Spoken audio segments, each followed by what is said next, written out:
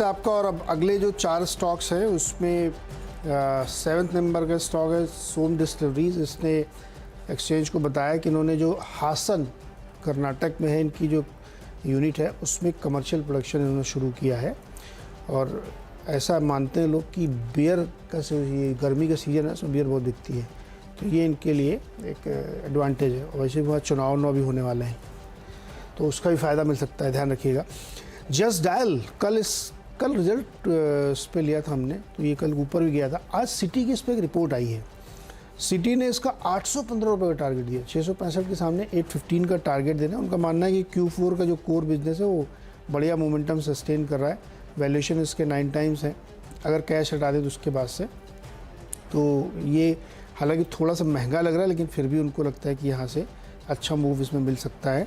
और 14-15% की ये टॉप लाइन की ग्रोथ एक्सपेक्ट कर रहे हैं 23 से लेकर 25 तक की। फिर इसके बाद है टाइटन, और इसमें भी कोटक इंस्टीट्यूशनल इक्विटीज़ की रिपोर्ट आई है। 2700 रुपये का टारगेट इन्होंने दिया है और इसको बिज़नेस को लेकर के काफ़ी बुलिश है। उनका मानना है कि जो स्टोर लेवल की जो ओपनिंग एवरेज है उसमें इनको लेवरेज का गेन मिल रहा है, यानी एक्सपेंड हो रहा है बिज़नेस, काफ़ी बढ़िया चल रहा है। तो यहाँ पे ध्यान दिया जा सकता है। हालांकि गोल्ड प्राइसेस बहुत ऊपर हैं और मैरिज सीजन अभी शुरू होने वाला है, तो इंडिया में उल्टा चलता है। जब गोल्ड बहुत महंगा होने लगता है तो लोग खूब खरीदने लगते हैं। उनको लगता है कि अब दोबारा नीचे नहीं आएगा, और जब वो गिरना शुरू होता है तो लोग बंद कर देते हैं खरीदना। उनको लगता है कि अभी और नीचे जाएगा तो खरीदेंगे। तो गोल्ड एकदम इक्विटी मार्केट की तरह उल्टा चलता है, कमोडिटी है दब की। तो मुझे लगता है कि इसको टाइटन को और यहाँ से गेन हो सकता है। 10वां स्टॉक है USL। इस पे मैक्वारी ने एक रिपोर्ट दी है और अंडर परफॉर्म की रेटिंग दी है, और उन्होंने कहा है कि 650 रुपये इसका टारगेट होना चाहिए 750 से। और इनका मानना है कि न्यू दिल्ली ने पर्नाड रिकॉर्ड का लाइसेंस रिन्यू करने से मना कर दिया है।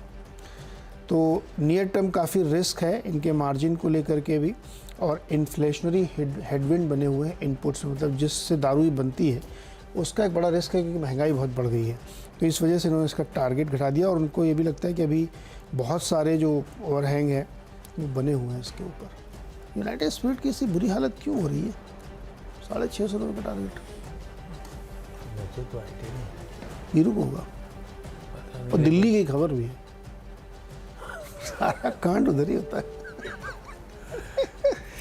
हो गए क्या 10 आपके? यस, मेरे हो गए 10। अच्छा, अगले 4 में एक तो मैंने भारत अर्थ मूवर्स को रखा। मतलब हम लोग BML को रखा। BML के लिए कोई खबर नहीं है, बस वो जो डीमर्ज्ड एंटिटी थी वो लैंड एसेट्स वाली, वो आज लिस्ट होने आएगी। हालांकि ट्रेड टू ट्रेड में रहेगी, बड़ा कंफ्यूजन है। लैंड के वैल्यूएशन को लेकर तो सिर्फ लैंड ही लैंड है। लैंड की वैल्यूएशन को लेकर तो हमेशा क्वेश्चन मार्क रहता है, तो देखते हैं बाजार क्या पैक करता है उस लैंड के वैल्यूएशंस। लेकिन ठीक है, ये सब बेसिकली स्ट्रैटेजिक विनिवेश जो सरकार पेरेंट में करना चाहती थी उसकी तरफ के सारे स्टेप्स हैं। BML में वैसे कल चर्चा भी करी थी एक्सपर्ट्स के साथ, स्पेसिफिकली टेक्निकल्स पे तो कोई ट्रिगर नजर ही नहीं आ रहा था, लेकिन हाँ मूव्स दिए कल के ट्रेडिंग सेशन में इसने। आज के अपडेट से पहले 0.3% कल चला है। वॉच आउट करते देखते हैं BML का स्टॉक। E-क्लार्क सर्विसेज, कल IT में कुछ स्टेबिलिटी आई। वो इंडिकेशंस आ गए थे US में जब ओवरनाइट सेशन में वो ADR सुधरने लगे थे या फ्लैट हो गए थे, पिटना बंद हो गए थे बेसिकली। कोई इन्फोसिस, कोई विप्रो, कल चैनल पे बात भी हुई थी। और कल लार्जली IT स्टॉक्स थोड़े से स्टेबलाइज हुए। बैंक्स पस पड़ गए थे, IT स्टेबलाइज हुए कल के ट्रेडिंग सेशन में। E-क्लार्क्स में दरअसल एक अपॉइंटमेंट हुआ है इनके UK आर्म के लिए, जो इनके लिए बड़ा आर्म है, उनके नए CEO साहब का। ग्रीन रख दिया मैंने। 2 नतीजे कल आए थे बाजार बंद होने के बाद। थोड़ा सा डाइसी था कि ग्रीन रखूं रेड रखूं। इवेंचुअली नंबर्स को देखने के बाद लाली लेके चल रहा हूं। पहला ICICI लोम्बार्ड का स्टॉक स्क्रीन पर रखिएगा। नेट अर्न्ड प्रीमियम 12.5% उछला, पर 4011 करोड़ रुपए की एक्सपेक्टेशन, उसके सामने 3726 करोड़ रुपए आया, मिस।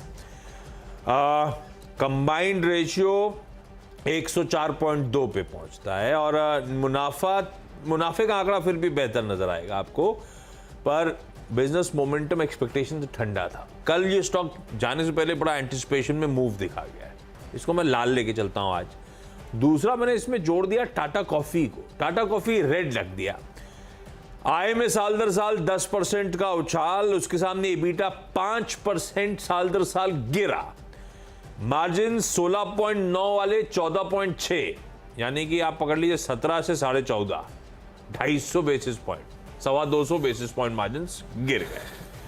और इनके वियतनाम के ऑपरेशन से प्रॉफिटेबिलिटी इंप्रूव हुई, अदरवाइज टी प्लांटेशंस के आउटपुट गिरते हुए, अफ्रीकन ऑपरेशंस पे लोअर डिमांड का इंपैक्ट, रोबस्टा कॉफी में एडवर्स वेदर का impact, lower volumes 8 o'clock coffee में, 8 o'clock में हायर इनपुट कॉस्ट थी। इंटरनल्स थके से हैं। मुझे टाटा कॉफी, हालांकि एफएमसीजी इस हफ्ते बड़ा लाइमलाइट में आया, कई सारे एफएमसीजी स्टॉक्स बहुत अच्छे मूव कर रहे हैं, पर टाटा कॉफी में आज लाल लेके चल रहा हूं इन नंबर्स के चलते। इस नोट पर एक काम करें, 10 स्टॉक पूरे हो चुके हैं, क्योंकि छोटा सा ब्रेक के उस पर लौटेंगे तो टीम्स का एक क्विक रैप अप।